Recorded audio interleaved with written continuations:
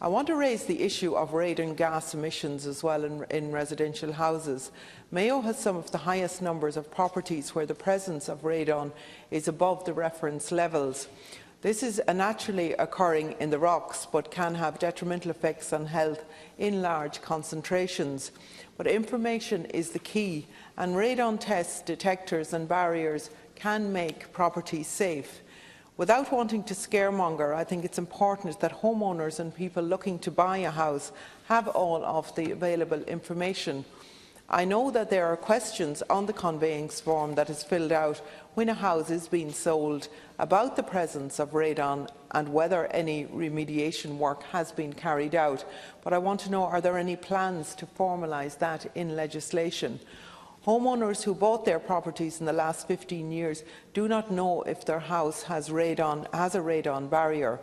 I understand that from last year that all new houses have this radon barrier.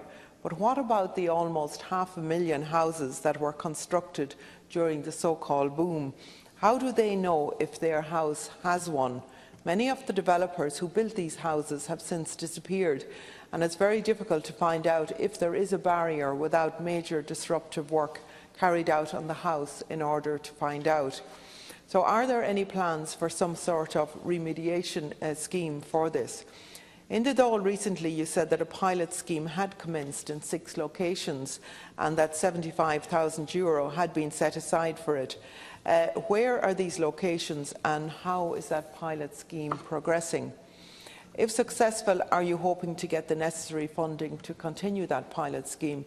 This is an issue which will be here for a long time into the future, longer than the lifetime of any dwelling. Therefore, we need a long-term strategy to get the information and to act accordingly.